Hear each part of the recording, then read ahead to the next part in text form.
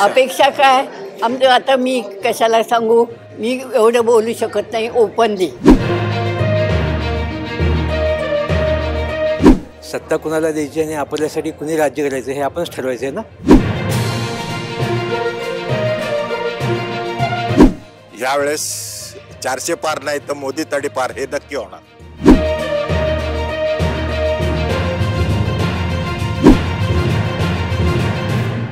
अपेक्षा काय आमचं आता मी कशाला सांगू, मी एवढं बोलू शकत नाही ओपनली.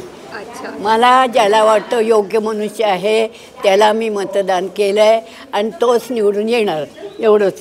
नाही अगोदर म्हणतात की अगोदर नाही, मी काय म्हटलं की अगोदर कधी येतच नाहीत. हां, तेव्हा अंगठा असतो. हां, आणखीन जेव्हा मतदानाची वेळ आली की मग बोट असं काय गंमत करतात. ते त्यांची करमणूक होते, आमची पण होते. भावना म्हणजे मत तर कंपल्सरी द्यायलाच पाहिजे. प्रत्येक नागरिकाचं हे कर्तव्य आहे की आपण लोकशाहीसाठी मत देणं हे गरजेचं आहे. सत्ता कुणाला द्यायची आणि आपल्यासाठी कुणी राज्य करायचं हे आपणच ठरवायचं आहे ना, नाही का. सध्या ऊन आणि पाऊस आले तर नागरिकांना काय आव्हान करायचं? नाही ऊन असो पाऊस असो, आपण बाकी कामं करतोच ना. आपल्या उदरनिर्वाहाची आपण कामं करतो म्हटल्यावर हे पण काम पण केलंच पाहिजे, ऊन असो किंवा पाऊस असो. 10 वर्षाच्या कामगिरीवर मोदींच्या समाधानी आहात का? 100%. आपण आजूबाजूला बघतो ना, रस्ते कसे आहेत किंवा अनेक गोष्टी बघतोय आपण. जे फोडाफोडीचं राजकारण झालं 1.5-2 वर्षात, त्यावर ते पाहिलं तुमचं मत जर दिलं तर तो उमेदवार कुठे असेल? फोडाफोडीचं राजकारण फक्त आत्ताच झालं असं नाही, पूर्वीपासून ते होतच आहे. मी सतीश दरेकर 77 पासून मतदान करत आलेलो आहे. यावेळची इलेक्शन ही खूप महत्त्वाची इलेक्शन आहे भारताच्या इतिहासामध्ये, भारताच्या लोकशाहीसाठी. कारण उघड झालेले भ्रष्टाचार दिसत असताना एवढ्या मोठ्या प्रमाणावरती होऊन सुद्धा इलेक्शनमध्ये भ्रष्टाचारांना आपल्यासोबत घेऊन काम करणाऱ्या या सरकारला निश्चितपणे धडा शिकवला पाहिजे. म्हणून ह्या इलेक्शनमध्ये हा परिवर्तन नक्की होणार आहे. ह्यावेळेस 400 पार नाही तर मोदी तडी पार हे नक्की होणार आणि हे व्हायला हवं आहे. कारण हा उघड व्हाईट कॉलर भ्रष्टाचार जो इलेक्ट्रोल बॉन्ड आहेत, राफेलचा असेल, असे अनंत घोटाळे आणि ज्या भ्रष्टाचारी लोकांवर आरोप आदल्या दिवशी करतात आणि त्या दुसऱ्या दिवशी त्या लोकांना आपल्या पक्षामध्ये सामील करून घेतात, ह्याच्या इतकं दुर्दैवाचा भाग नाही. तर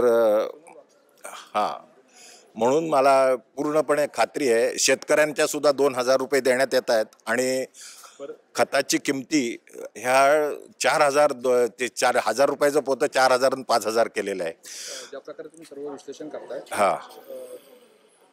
ह्यामध्ये मोदींचं व्यक्तिमत्व आणि राहुल गांधींचं व्यक्तिमत्व पाहायला गेलं तर दोघांची तुलना कशी प्रकार? हा महत्त्वाचा प्रश्न विचारला. एक तर मोदींचं व्यक्तिमत्व हे मेकअप केलेलं व्यक्तिमत्व आहे. त्यांना टेलिप्रॉम्प्टरशिवाय बोलता येत नाही. एकही त्यांनी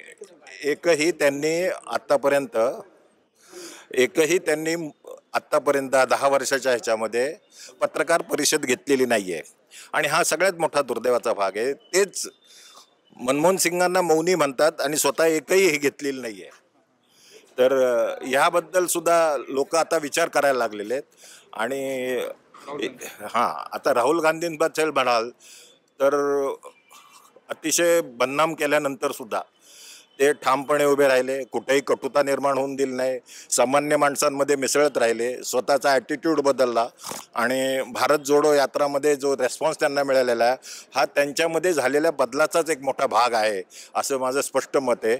आणि ही तुलना करण्याचं कारण म्हणजे या BJPनं जे बदनाम केलेलं आहे राहुल गांधींना. आता जे मतदान होतंय यात मुरलीधर मोहोळ विजय व्हावेत का दंगेकर विजय व्हावेत? कार्यकर्ता म्हणून निश्चित दंगेकर हे आहेत आणि त्याची प्रचिती कसबा पेठाच्या विधानसभेच्या इलेक्शनमध्ये लोकांना मिळालेली होती. मुरलीधर मोहोळांनी कामाच्या बाबतीत म्हणाल तर बरेच वर्ष महापौर असून सुद्धा असे ठोस काही कार्यक्रम पुण्यासाठी आणलेत असं दिसत नाहीये.